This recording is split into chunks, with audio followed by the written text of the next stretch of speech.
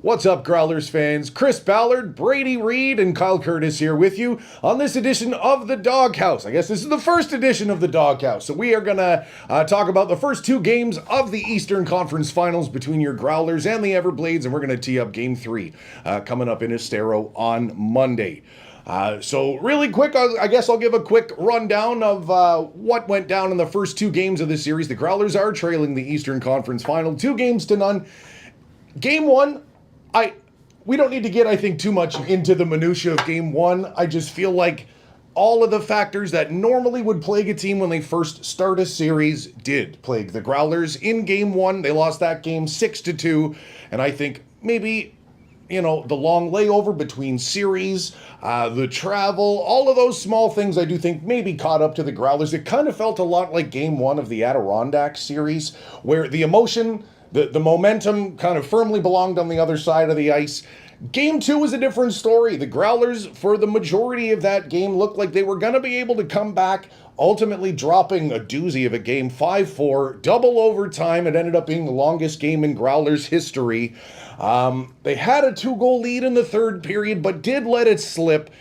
And here we are today. The Growlers trail 2-0. But I don't want this to all be doom and gloom. I think there's so much positivity, guys, to take away from those first couple of games. Notably, and we can start here, the penalty kill. Brady, 10 for 10 so far. That's a stat where if that continues to trend in that direction, I think the Growlers, this is still a 7-game series. We have lots of hockey ahead.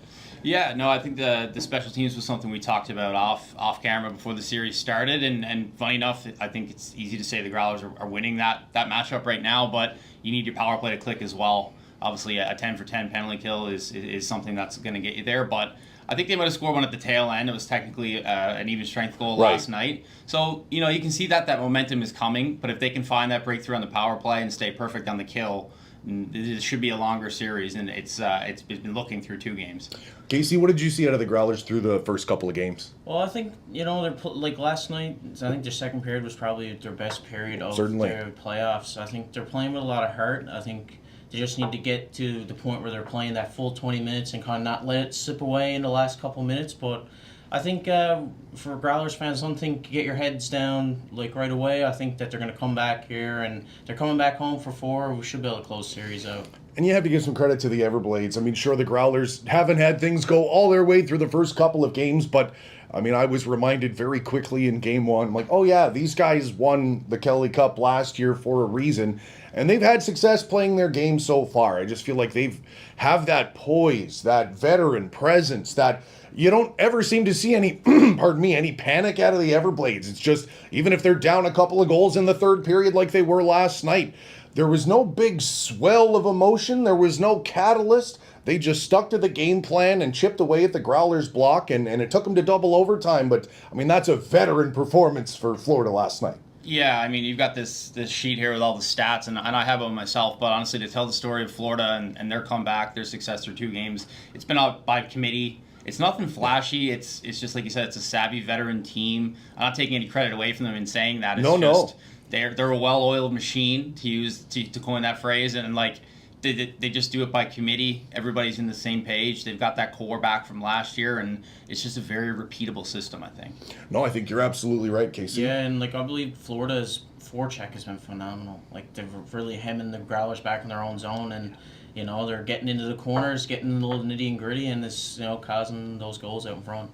One thing I think we can say is a positive thing for the Growlers through the first couple of games is their ability to make Cam Johnson, the goaltender for the Everblades, look like a human being.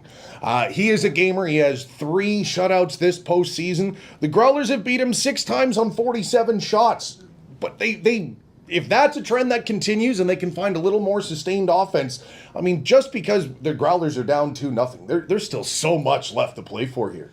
Yeah, I think anybody who watches this team consistently knows that it just seems like this has to turn around a little bit, their puck luck, if you will. And again, I don't want to take any credit away from Florida here. They've been very good, but I just think that this Growlers offense has another gear. And me and you watched every game this entire season, Quite so literally. we see how that comes in ebbs and flows, especially on the road. So one more on the road. We don't want to write that game off. I think Absolutely that's a really not. important one, but I still think there's time for this to come around for them. No, you're right. And I have some stats to kind of back that up as well. Now, I will preface this by saying the Growlers, this is a shot total stat I'm passing your way. And the fact is, the Growlers are a quality over quantity team when it comes to the shot clock. Absolutely. However, when you lose 2 games and you put up 19 shots on goal in game 1 and 22 shots on goal through 60 minutes last night, only 6 more shots in overtime and double overtime, 28 total shots.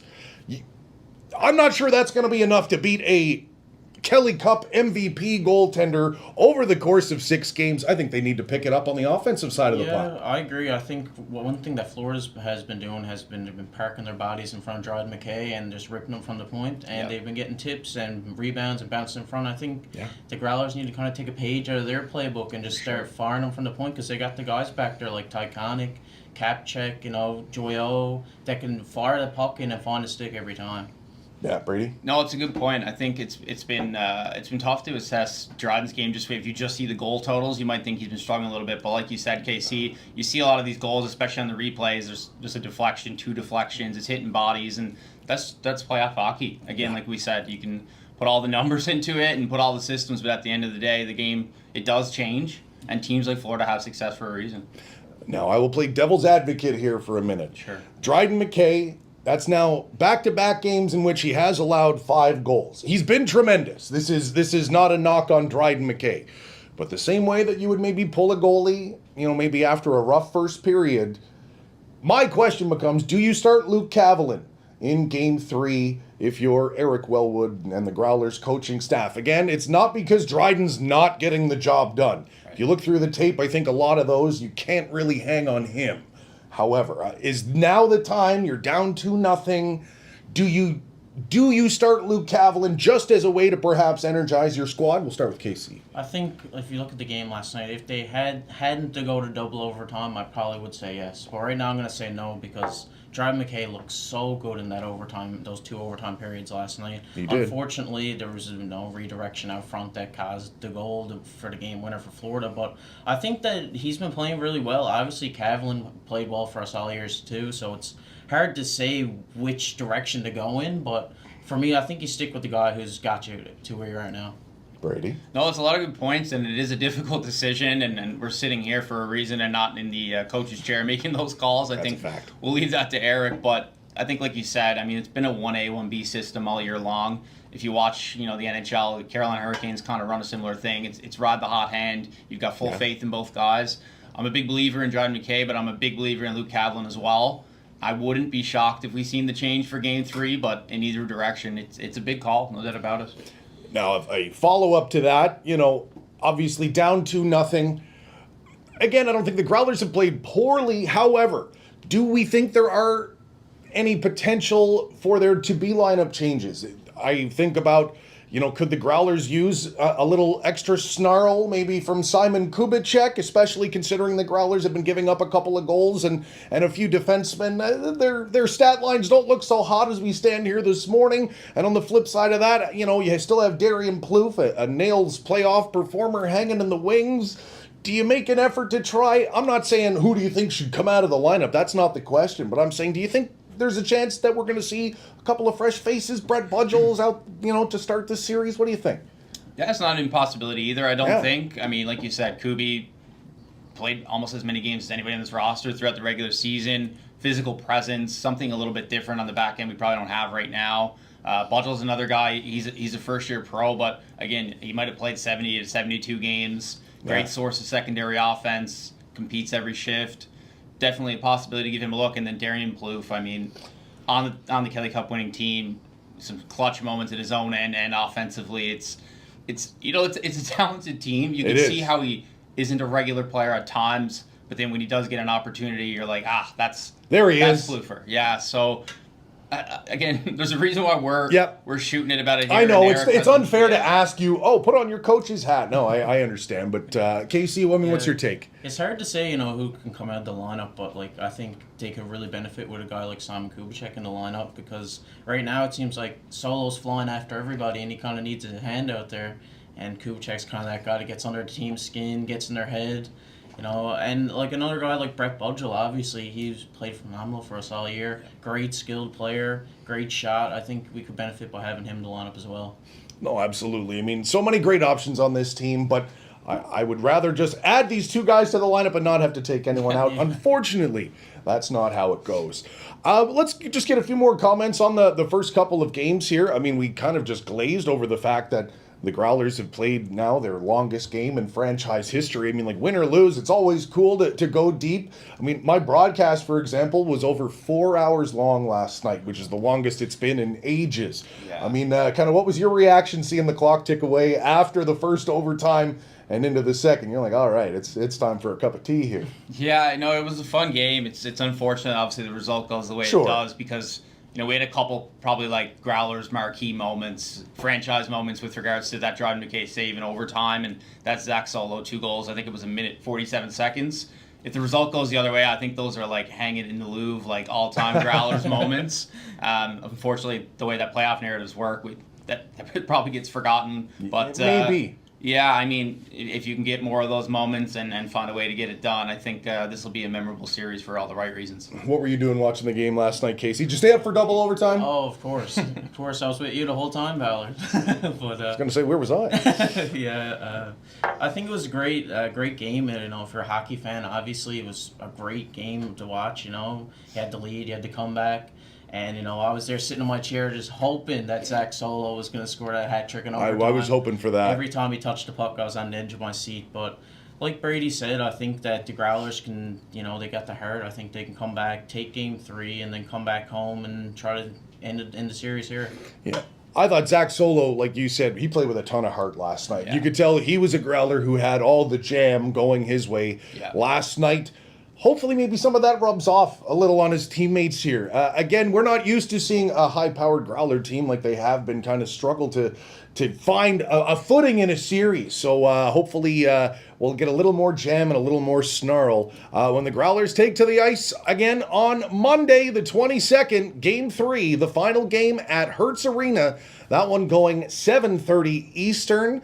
The broadcast kicks off. That's 8:45 Newfoundland time and 8:15 if you're in Labrador. Fellas, any predictions for Game 3? Players that are going to elevate, outcome. What are you anticipating? What are you looking for heading into the next game? I'm going to come out and say I'm going to Growlers 4-1 win. Okay. And a guy who's impressed me, especially last night, was Brandon Cruz. I agree. I think he got into the corners on the forecheck, got the puck out early. You know, if he had someone there in front, maybe could have got a pass out. But I think he's been very impressive. I think you're going to see a good Cruiser game next game. Brady? Yeah, no, Cruiser made a great play on that first goal. That's his game, right? Yeah. He's a playmaker. He's got great vision. I think if the Growlers are going to have success tomorrow, I think it's going to be one of those Tyler Boland playoff games where he just elevates and kind of puts his line mates and the rest of his team on his shoulders. I think that's a way that they can have success. He's proven he can do it in the past. Why not tomorrow night? Nope, I agree. I also think the Growlers are going to have a much better Game 3. I think they just need to play a full 60 minutes or 80 minutes or 100 minutes, depending on how many overtimes we play in. And again, I think you have to look at Zach Solo to step it up another level. I thought he was great in Game 2. Yeah. I think he is the vocal leader in the Growlers room right now, especially as a Florida boy playing against his former team.